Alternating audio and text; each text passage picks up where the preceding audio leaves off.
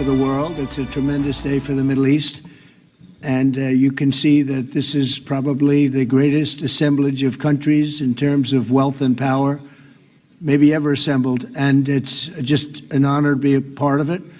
We're going to be signing a document that's going to spell out a lot of rules and regulations and lots of other things. And it's very comprehensive, but we've already signed documents in the Middle East and having to do with Israel and Hamas and just about everything else, and it's really working out incredibly well. The hostages, as you know, were let go on time, on schedule.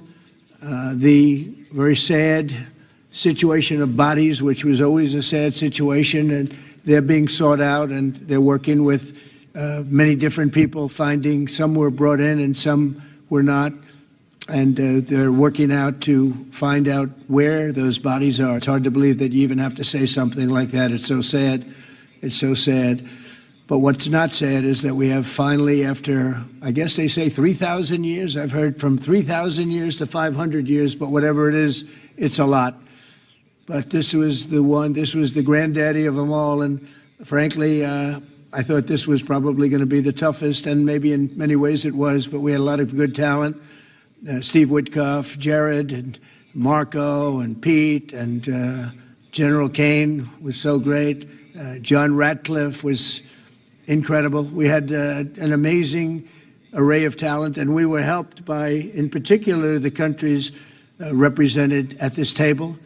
I will say, Tamim, you were fantastic, and your country is unbelievable, and I don't think they give you a fair shake. They talk about you as though you're not a nice person, and you happen to be a nice person. You happen to live in a little tough neighborhood. You're surrounded by everybody. And without you, this wouldn't have happened. And I just want to thank you very much. That's Qatar. And thank you. He's a great gentleman, and he's an amazing leader. And another man who's been a friend of mine for a long time. I don't know what it is. I like the tough people better than I like the soft, easy ones. I don't know what the hell that is. It's a personality problem, I suspect. But this gentleman from a place called Turkey has one of the most powerful armies actually in the world. It's much more powerful than he even lets known. If you look at some of the recent conflicts, he was at the top of them, and he was winning them, and he did win them. And he doesn't want any credits. He doesn't want anything. He just wants to be left alone. He's a tough cookie, but he's been my friend. And every time I've ever needed him, he's been there for me. So I just want to thank President Erdogan, Turkey, great guy. When NATO has a problem with him, because he is difficult, they call me. They said, would you do me a favor? Could you speak to Erdogan? And I do, and he never fails us. Right, General? He never fails. He's amazing. So I just want to thank you for the friendship. It's great. Thank you very much. And then, of course, we have the host tonight, and I just want to thank you very much. There was a reason we chose Egypt, because you were very helpful, and very, very helpful. Everybody wanted to have this, but we really thought it was appropriate, and you are a great leader. You have very little crime. You have problems that other countries don't have, and of course, nothing's perfect, but the job you do is amazing, and I want to thank you. Another one, he's been my friend right from the beginning, during the campaign against crooked Hillary Clinton. Have you heard of her? We were both downstairs waiting to go up to meet this gentleman who has a place called Egypt, the oldest civilization. They say 6,000 years. China's 5,000 years, but you're actually number one, 6,000 years. Can you believe it? But the oldest, they say, civilization. But so I went up to meet him first. We liked each other so much that she waited for about an hour and a half. And I think your meeting lasted about 2 minutes with her. So I always remembered that. But that was our first meeting. We had great chemistry together. And he's a fantastic man and a fantastic general, by the way. But he's a great president. And I want to thank Egypt and all of your representatives for treating us all so well. Thank you very much. So we're going to be signing, and we're really representative of a whole group of nations, and they're sitting behind us, and you know most of them. I can tell you this guy's got so much money. They all have so much money. There's more money and power sitting behind us. I love that they're behind us. They've never been sitting behind anybody before. This is a unique position for them, but they are seriously, they're among the most powerful countries in the world, the richest countries in the world, and there's never been really an assemblage like what we have today. I don't think, Tamim, I've never seen it anyway. And I want to thank everybody for being with us. Here's a man, I just solved the war for him, Azerbaijan. Right, did I do a good job? Where's your compatriot here? Where's Arias? You two guys are still getting along, right? They fought for 32 years. In about 1 hour, we settled it, right? And they like each other now, too. It's good. That's great. I think it's great. Well, I want to thank everybody for being here. We have Italy. She's a very strong ruler. She's doing a great job. You're doing a great job. Thank you very much. There's so many, but we're actually going to be making a speech after this, so this is just a very important signing, but we're doing a signing, then we're doing a speech, and then I may stay behind with the leaders just to talk about that some things without the press, without the media. But I want to thank the media for you've been so respectful on this deal. You know the importance of the deal, and I really, it was so pleasant to watch. I was on the plane for quite a while listening to the various newscasts, and they were all fair. They were talking about how incredible this is. This is an incredible day for the world, let alone the Middle East. So I just wanted to thank the media. They really treated it with respect. I wish you could be like that on other things, but that's perhaps too much to ask for. But on this, tremendous, everybody feels the same. Just tremendous respect, and we appreciate it very much. Can we get the documents, please? Okay. Right here, Okay.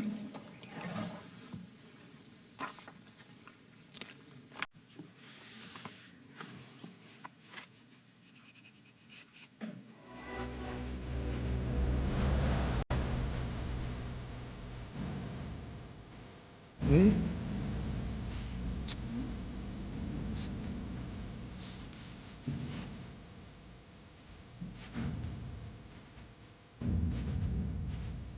This took 3,000 years to get to this point. Can you believe it? And it's going to hold up, too. It's going to hold up. Okay, thank you. You can use me. Have a pen? Can you use me? Okay.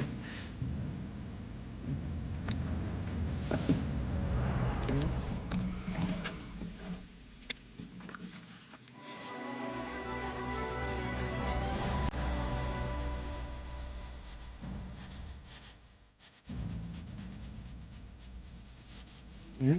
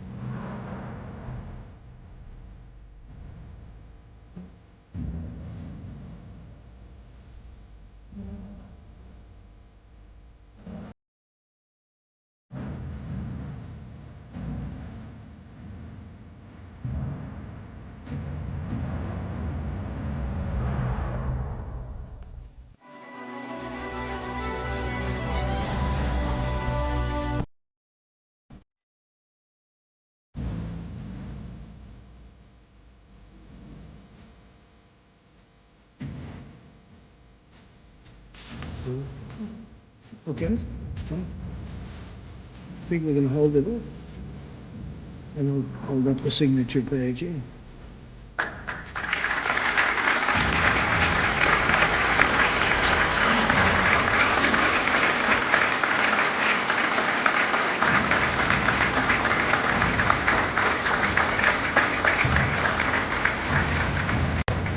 So we're going to go and I'm going to say a few words. We'll give you a little speech, and then we're going to meet with the leaders after that and spend a little time together without the media.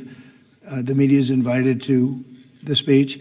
I just want to tell you the people behind me and some of the people in the room that are so helpful, but the people behind me are the greatest leaders, most powerful leaders, the richest leaders, frankly. Sometimes it's not politically correct to say that, but I'll say it, the richest in the world that the world has ever seen.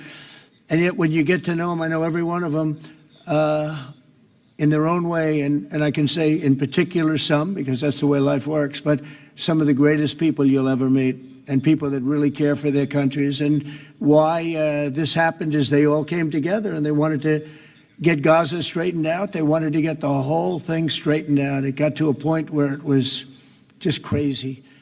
And once they got together and once we started talking, it went really, Tamim, it went smoothly. It went so smoothly. You were such a big help, but it went so smoothly that nobody can even believe it, that we're sitting here and getting this all certified out and all done. And everybody's happy about it. Everybody's happy about it, like I've never seen before, actually.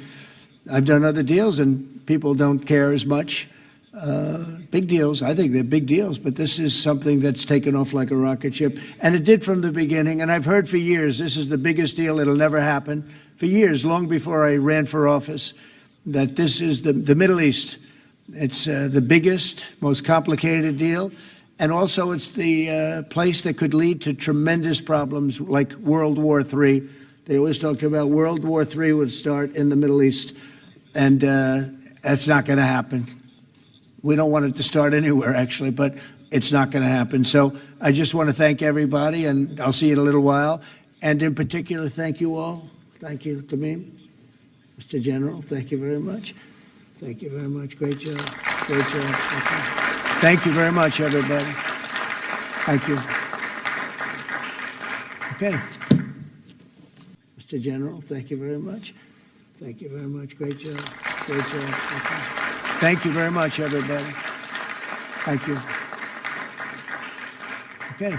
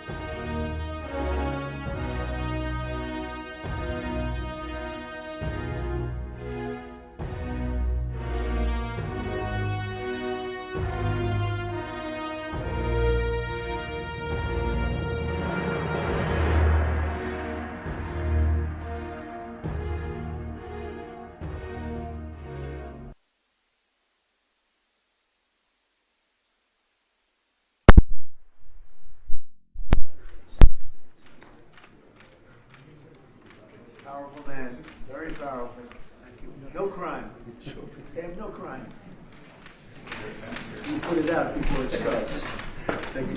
Thank you. Well,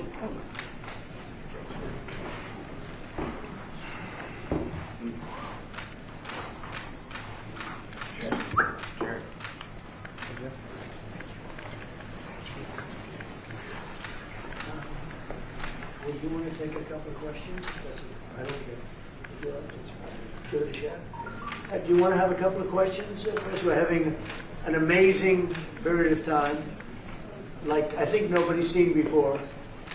And we had tremendous stop, as you know, in Israel, and now we're in a country where a friend of mine is a very powerful leader, and my friend is right here, the president, also the general, you know. Sometimes I call him, usually I call him the general because he's both, and he's good at both. And they've done a fantastic job. And they have very little crime, you know, because they don't play games, that's why. They don't play games like we do in the United States with governors that have no idea what they're doing. But they don't have crime. I ask about crime and they almost don't even know what I'm talking about. So it's a great tribute to this man. He's done a fantastic job in bringing this country together, and the United States is with him all the way. Thank you. Okay, all the way, and it's an honor to be with you. Sir, what will Egypt's role play in the peace process here? He played a very important role, and they had a very important role with Hamas. In fact, the general was right here, was very instrumental because Hamas respects this country and they respect the leadership of Egypt. So he played a very important role. I appreciate it very much. Thank you. Thank you. President Trump, in Israel just now, you were talking about a possible Iran peace deal. You said, we are ready when you are. Yeah. Is that the ultimate goal with today's signing, to get enough? Not Iran, but I think Iran will come along. They've been battered and bruised, and you know they need some help. They have big sanctions, as you know, tremendous sanctions. I'd love to take the sanctions off when they're ready to talk, but they can't really survive with those sanctions. Those sanctions are very tough. But at some point, they're going to say, "We want the sanctions off." We're going to end up with peace. I think Iran is going to be fine. I know so many Iranian people. They're great people. They're smart, great people. Engineers, lawyers. I mean, they're academics. But they took a big hit. And frankly, if we didn't hit them with the nuclear, I don't think you would have been able to have this incredible, this deal, this once-in-a-lifetime deal. Nobody's ever seen anything like what's happening today. And countries have all come together, all different countries. Some liked each other, some didn't, most didn't. And they've all come together. Every country has come together. And by the way, Iran did put out a statement, you know, that they support this deal very wholeheartedly. So that was in itself something. But no, I think they want to, that's all I do in my life. I make deals. And they want to make a deal. President walk away from here. Now that the living hostages have been returned, can you please tell us what the next steps are to phase two? Well, they're going and looking for bodies. It's a pretty gruesome task. And they know where numerous are, as you know. I guess 5 or 6 are in yet now. But they're looking for bodies. They know the areas, and they search parties out, and they're doing it in conjunction with Israel.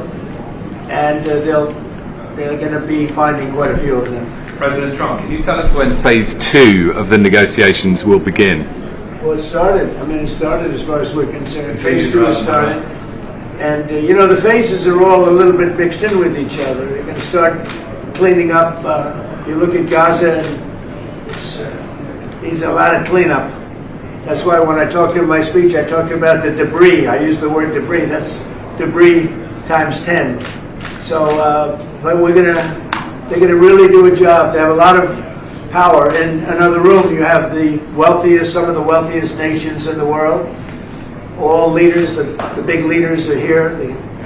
The emirs and the kings and everybody, and it's a very interesting group. I guess we have like 35 countries, and that's only because they were the 35 that we invited. Everybody that we invited came. So there's a lot of respect. And I think you'll see some tremendous progress, both in the Middle East. This country is doing very well. It has good leadership. It's about leadership. And it's really nice when you say, how is your crime situation? And they don't even know what you're talking about. What do you mean crime? We don't have crime. Because if he has crime, he puts it out very quickly. Some people think that's not nice, but I think it's great. Because people don't want to be mugged and smashed, and they don't want to be stupid people. They have a place that is doing very well. We're very proud of him, because we knew each other from the beginning. The first time I met, it was in a hotel, and I was going to meet him, and then Hillary Clinton was following me. Remember? Hillary Clinton. And he liked me so much, he never even got to see Hillary. He saw her for about 2 seconds. But he didn't really want to waste a lot of time. He knew what was going to happen. But that was the first time we met, and we had a very good chemistry together. And it continues till today. So I want to thank you all very much. I appreciate the way you covered this really momentous, I've never seen anything like it. The level of love, the level of respect for what it is, and it's peace in the Middle East, and everybody said it's not possible to do, and it's going to happen, and it is happening as before your very eyes, and that's why it's become so fascinating. Marco, do you have anything to say? Egypt's been a phenomenal participant. I think both Steve and Jared will tell you the critical role they played, and they can tell you themselves. They hosted the talks here, and they're going to play a very important role now in the follow-up, the implementation of this, which is really, it's not simply about restoring Gaza, it is about transforming the region. So we have an incredible partner, a long alliance, very capable partner here, and a tremendous collection of leaders. This is clearly, in my mind, I think in the mind of everyone in this room, probably one of the most important days for world peace in 50 years. And that's not an exaggeration. Only 50? Maybe 100. Certainly since the end of World War II, Mr. President. Mr. Witkoff and Mr. Kushner, I'm curious, you played such an important role in the tactical negotiations here. What will your role be going forward as a lot more has to be brought to the table here?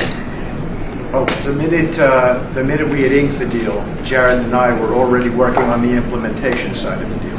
So we're dug in. We'll be here quite a bit. That's at the direction of the President. That's probably going to be one of the most important phases here. Jared is remarkable to work with. I talk about it all the time. And of course, we both love working for the President. So it's feels like a very honorable job. Mr. President, would you like to say something with the interpreter? Yes. اسمحوا لي في البداية أن أنا أرحب بفخامة الرئيس، وأنا سعيد وكل شرف موجودة في شرم الشيخ مدينة السلام. يسمح لي فخامة الرئيس أن أنا اسمي وباسم كل المصريين ويمكن حتى لكل محب السلام نوجه لك التحية الأهلية والاحترام على تحقيق هذا الإنجاز الرائع والعظيم. Well, first of all, Your Excellency, I welcome you to Egypt. It's a great pleasure and an honor to have you with us here in the city of peace, Sharm el-Sheikh. Allow me also to extend, on behalf of all Egyptians and peace lovers around the world, salute, the appreciation, and the respect for this unprecedented and momentous accomplishment by your hands. أنا كنت متأكد فخامة الرئيس أنك الوحيد القادر على تحقيق هذا الإنجاز وإنهائه. I've been very confident that Your Excellency is the only one who is capable of bringing this about and bringing an end to this war. وأنا في خلال اتصالي بفخامة الرئيس ذكرت له ذلك بدقة. قلت له فخامة الرئيس أنت وحدك القادر على تحقيق السلام في منطقتنا. I even said that very precisely during my communication with Your Excellency, that you are the only one who is able to bring about peace and to achieve peace in this part. بشكرك فخامة الرئيس. I thank you, Mr. President. ولكن عايزين نستكمل نثبت وقف إطلاق النار وقت الصراحة كل الرهائن وحتى يعني للأسف الجثث المتبقية في أسرع وقت عشان تسلم إلى ذويهم في إسرائيل ثم إدخال المساعدات ونستكمل باقي المراحل. And what we need to do now is to fixate the ceasefire, make sure that it maintains and sustains, that we can deliver all of the bodies of the deceased to their families, and this is very important, to bring in more humanitarian assistance into the Strip, and working very closely on following up the rest of the steps that should be taken to make this successful. Mr. President, you did very great. Thank you. That's very nice. Thank you. He's a good man. Thank you. He's a good man. We're with him all the way. Will he be on the Board of Peace, sir? I'd like to have him on the board. I'd like to. We may need an interpreter, but that's okay. As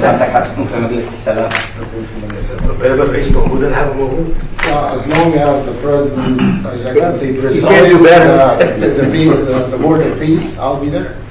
We've had many leaders want to be on the board, actually. The Board of Peace, it's taken on, Steve, I'd say a life of its own. Do you want to discuss that? What's happened? I think we have a long list of applicants to be on that Yeah, board. everybody wants to be.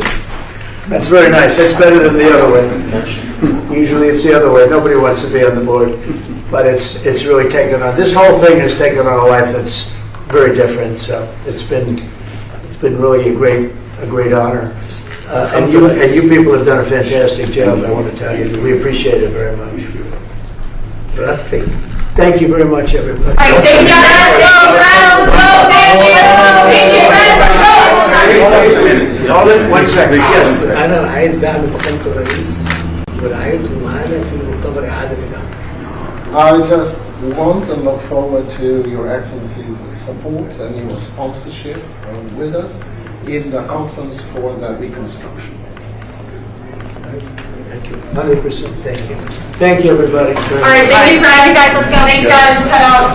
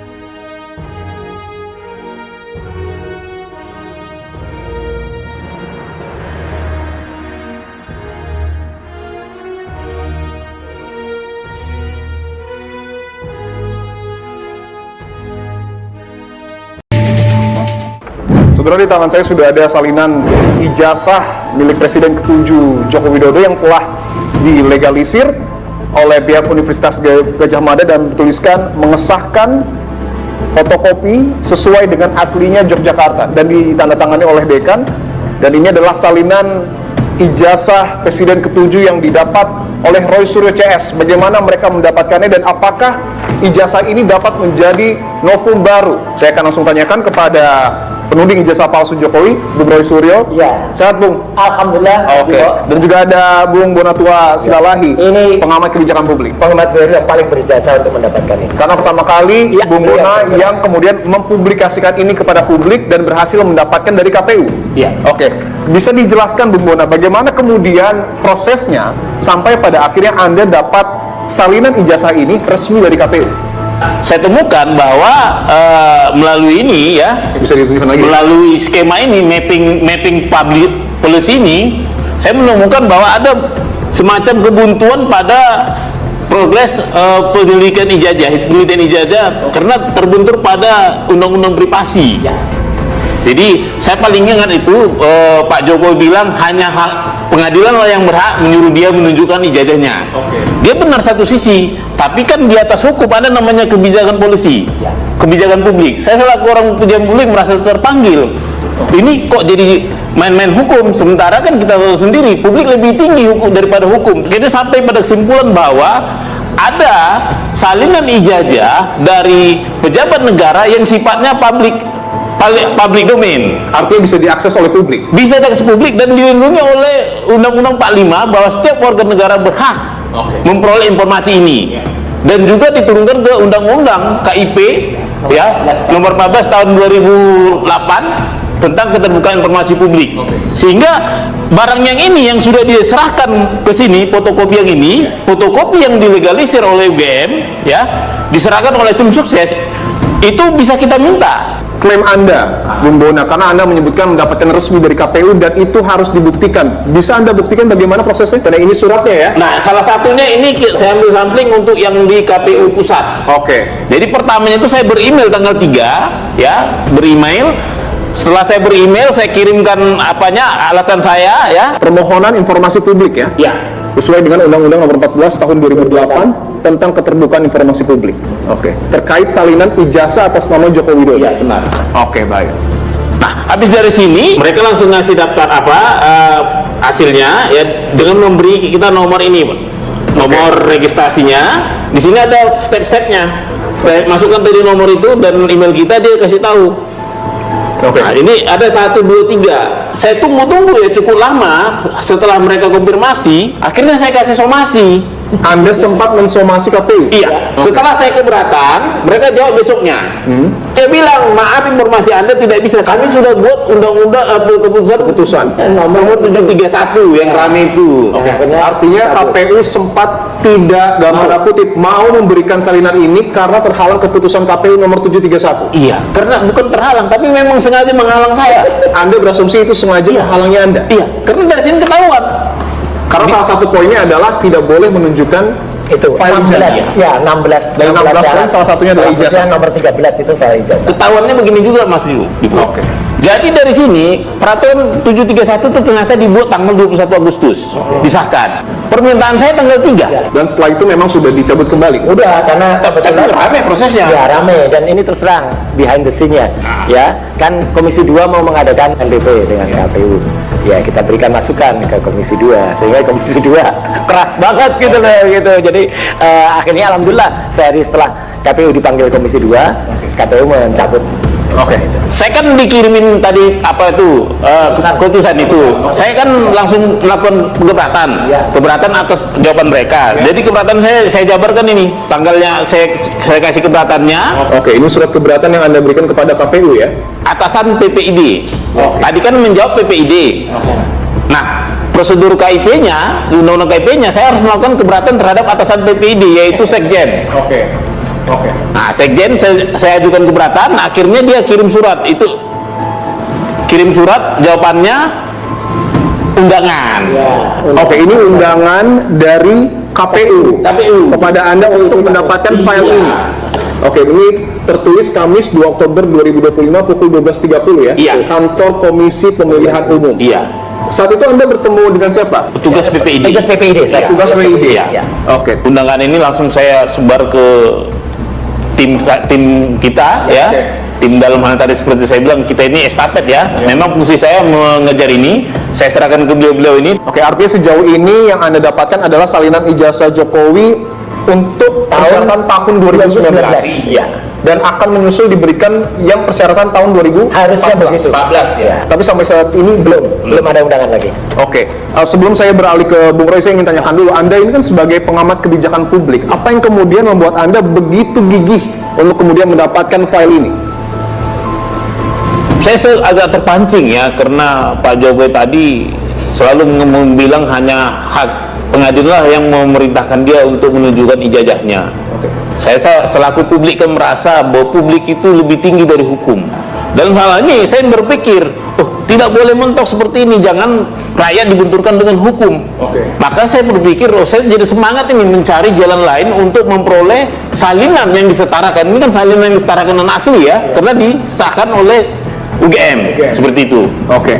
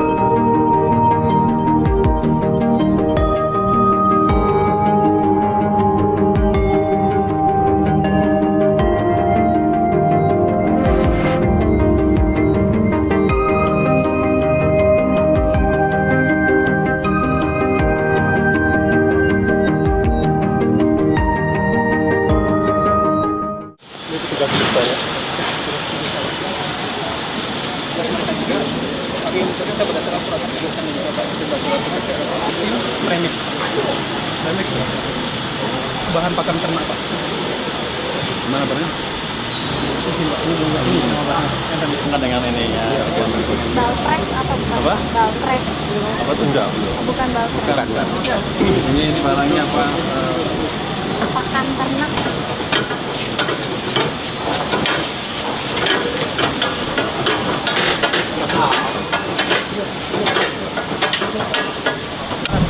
Ini harus dibuat Bapak. Yang hijau.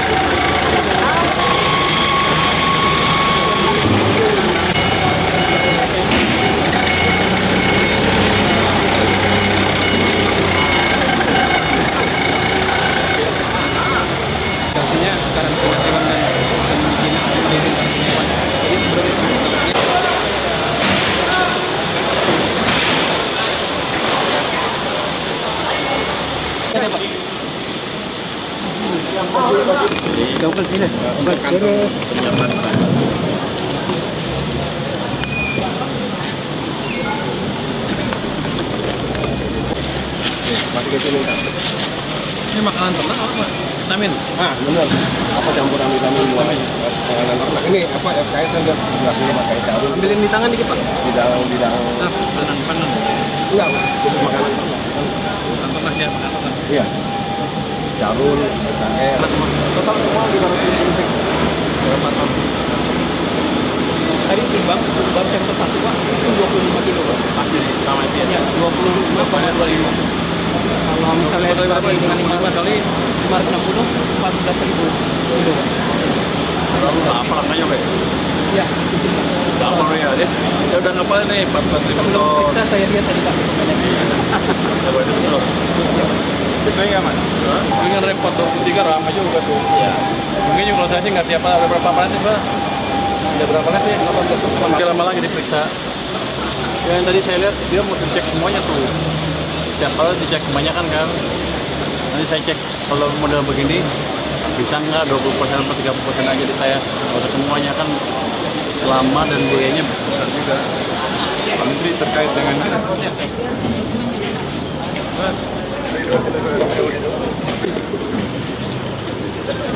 Sesuai gitu Mas Boy. Oh ini untuk laboratorium. Ya, Mana, Dok? laboratorium. Ini makin banyak.